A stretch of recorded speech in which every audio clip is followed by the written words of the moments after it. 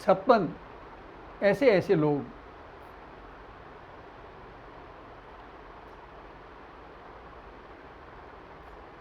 बंधुओं, इस यात्रा में जहाँ भिखारियों ने भी मेरी सहायता करी, गंजेड़ियों ने, नशेड़ियों ने मेरी सहायता करी, वहीं किष्किंधा नरेश भी मेरे चालक बनकर गाड़ी में रहे। मैं कह सकता हूँ राजा से रंक तक सब ने इस कार्य में बड़ी सहायता की। लेकिन ये आवश्यक नहीं कि सब जगह मीठा मधुर व्यवहार ही मिला हो। धोखा भी मिलता है, दुर्व्यवहार भी सहन करना पड़ता है। मैं एक बार पहाड़ी खेरा गया, समय इतना हो गया था कि मैं आगे नहीं जा सकता था, इसलिए मैंने रात को वहीं रुकने का विचार किया। वहाँ एक सामाजिक कार्यकर्ता जड़िया जी थे, उनसे मैंने पूछा, भैया मैं रात को कहीं मेरी व्यवस्था हो सकती है? उन्होंने कहा हाँ हाँ हो जाएगी, कोई दिक्कत नहीं, मैं कर दूंगा, आप घूम फिर लो, तब तक बाजार में इधर उधर जो करना है करो, जब सोने का टाइम होगा तो मैं आपकी व्यवस्था कर दूंगा। अब मैं निश्चिंत हो गया। मैंने कुछ पढ़ना शुरू किया, कुछ पूछना शुरू किया, कुछ लोगों को इंटरव्यू लिए। 7 बजे जड़िया जी ने मुझे बुलाया और उन्होंने मुझे सब्जी पूरी खिलाई, बोले शाम का भोजन। अब मैं एकदम आश्वस्त था कि मेरी व्यवस्था ठीक हो गई रात को सोने की।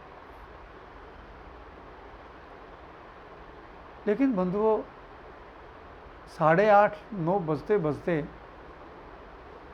उन्होंने मुझे कहा कि मैं कोई व्यवस्था नहीं कर सकता, अब आप अपनी व्यवस्था स्वयं करो, और अपनी दुकान बंद करके चले गए।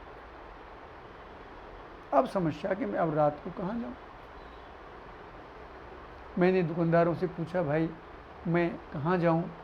बोले यहाँ कोई व्यवस्था नहीं है सोने की, इसलिए आप कोई व्यवस्था करें लेकिन यहाँ नहीं रुकना। मैंने कहा मैं सड़क पे सो जाऊँगा रात को। बोला सड़क पे सोओगे तो पुलिस बहुत पिटाई करती है सड़क पे सोने वालों की। मैंने कहा क्यों? बोले आपको पता है यहाँ जंगली जीव रात को आ जाते हैं, रात को शेर भी आता है, यहाँ रात को बाघ भी आता है बाहर, इसलिए किसी को पुलिस सोने नहीं देती। अब मैं धर्म संकट में जाऊं तो कहाँ जाऊं? किसी ने कहा यहाँ एक गेस्ट हाउस है वन विभाग का, वहाँ चले जाओ। वहाँ गया तो चौकीदार ने कहा जी इंजीनियर साहब का पत्र लाओ तो मैं अलाउ करूँगा। मैंने कहा भाई अब इंजीनियर का पत्र मैं कहाँ से लाऊँ? तो उसने कहा नहीं मैं आपको लाऊँ नहीं कर सकता।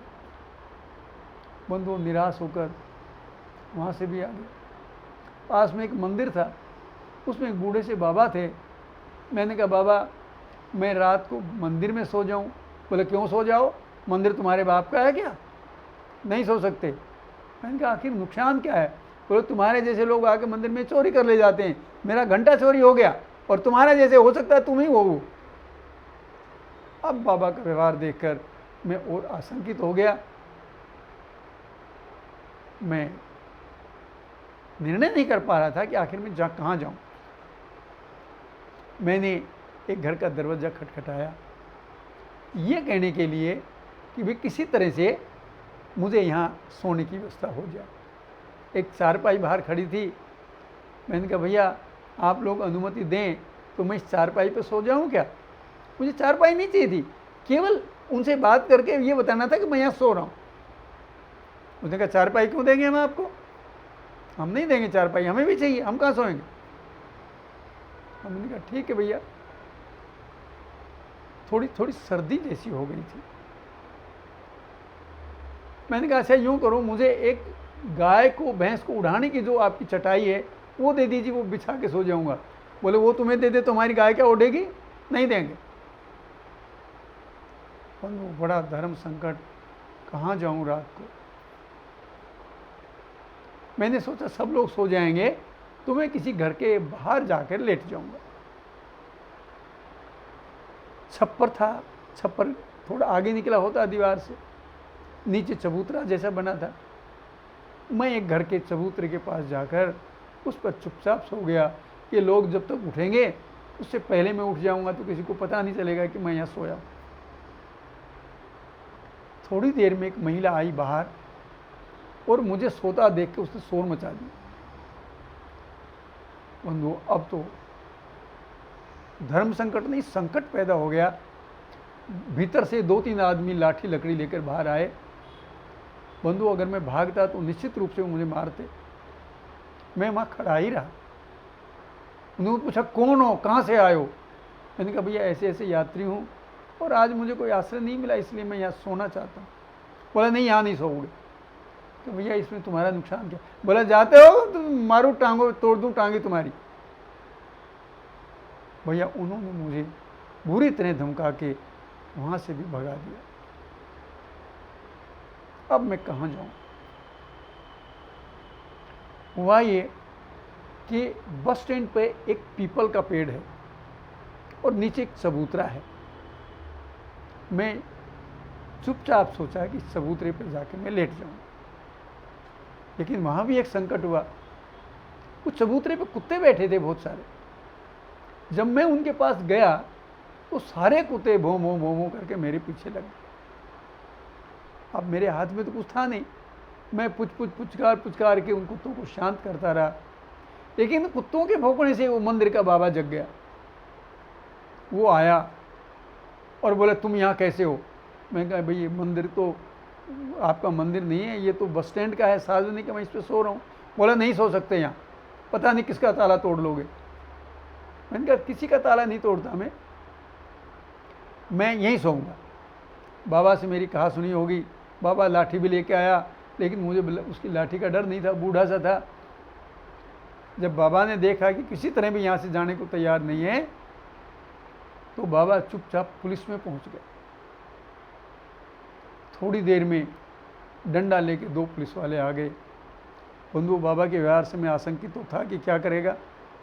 वो कह के गया था कि देख मैं तुझे भगाता हूँ अभी, तो आशंकित था। मैं बैठा था, तभी 2 सिपाही डंडा लेके मंदिर के सामने चबूतरे पर आ गए और बाबा ने इशारा करके, देखो ये आदमी है, चोर है, ये रात को किसी का ताला तोड़ेगा। मैं बैठा रहा। वो आए मेरे पास और एक ने बड़ी सख्ती से बात की, टांगे तोड़ दूंगा, और किसका ताला तोड़ा है, आज क्यों आया है, कहाँ से आया, बहुत सारे प्रश्न किए।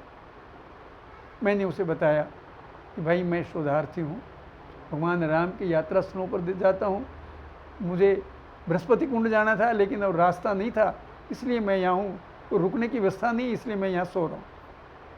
बोले, हम कैसे विश्वास करें? भैया जैसे तुम्हारा विश्वास बनता है वैसे कर लो। और बाबा उनको बार बार उकसा रहा था कि मारो इसको तभी जाएगा, मारो इसको तभी जाएगा, नहीं तो एक और चोरी हो जाएगी कल तक।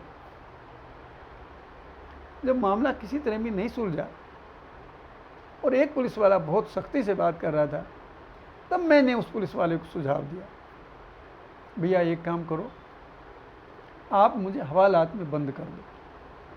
आवारागर्दी के किसी केस में कि आवारा लड़का पकड़ा है और इसको हमने हवालात में बंद कर दिया।